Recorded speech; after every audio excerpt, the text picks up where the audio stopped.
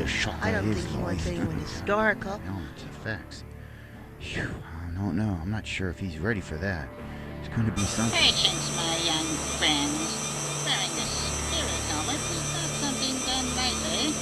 After all these years of waiting, millions and millions of dollars, Spurthorn Industries has invested into this project for research and development.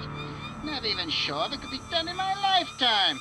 The science would even be advanced enough to allow me to actually experience this magnificent moment. No, wearing the sole prototype of the spirit helmet is not something done lightly. Yes, well, I'm quite sure it's all a little exciting and dramatic for you at this moment, Mr. Spurthorn. Yes. However, as I stated before, the first session can be quite jarring, for lack of a more elegant word.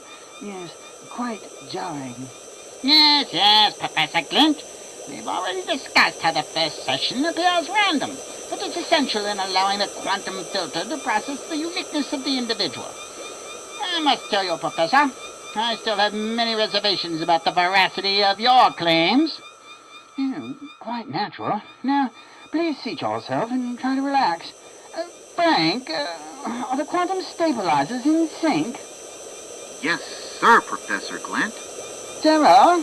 All set on the chair neuron stabilizer, sir. Just holding the spirit helmet sends unmistakable impressions of the weight of the 100 billion souls that have lived on this earth, slamming into Mr. Spurthorn, slamming right through his fingertips. A supernatural sensation of thousands of souls attempting to rip him right out of his own body, while hundreds of thousands more try tearing, clawing, burrowing into his corporal flesh in a mad attempt to feel a few brief moments of physical life once again. However vivid these sensations are, however much they seem like premonitions, Mr. Richard L. Spurthorn girds himself and slips on the spirit helmet. I'm already starting to experience very odd visions. Of course, that could have any number of neurological explanations. There's only one way to truly be sure. Let's find out if they're really all spirits, as you say, or something else equally strange, or even stranger. Out of the light, a lone apparition appears, a young boy in his early teens, floating in the infinity of emptiness that surrounds him. He begins to speak of death, not cold, not hot. It just is. Freaky stuff, huh? I mean, you coming back home. How'd you do it, you know? Open the doorway to the dead? Mr. Richard L. Spurthorn? Now you know my name. I remember. Don't you? Remember? Why don't you tell me? You claim that you're dead. Who were you when you were alive? You have only to ask. For you see, the dead can refuse the living nothing. Since you have asked, I am compelled to tell you. Chuck, my name is Chucky to my friends. That was my name in life. My 13 years of life before the summer afternoon that would be my last. Life had seemed great. I had a pretty good family life. Dad and Mom didn't really hassle me too much.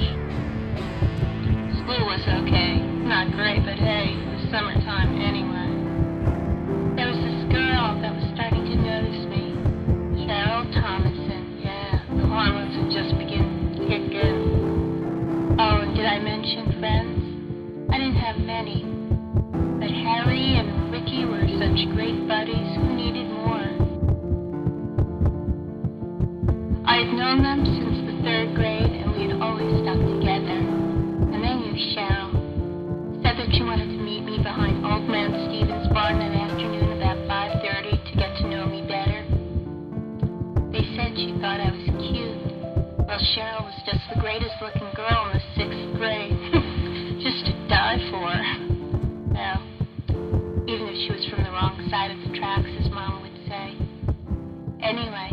wasn't going into junior high without making out with a girl, if I could help it.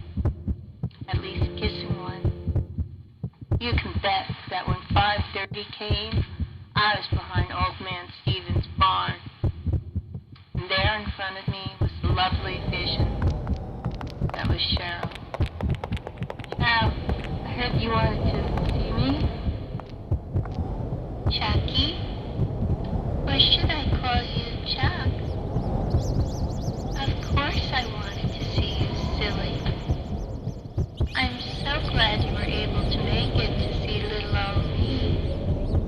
I've had my eye on you for a long time now. You have? You bet. You know what, Chucky? I've decided that I don't like you much. As a matter of fact,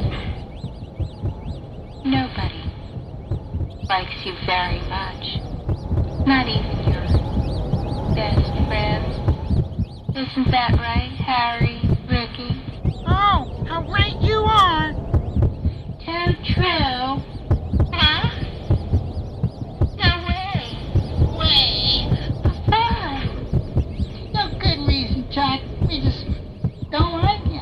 You always seem too damn snotty. Always have your nose in the air.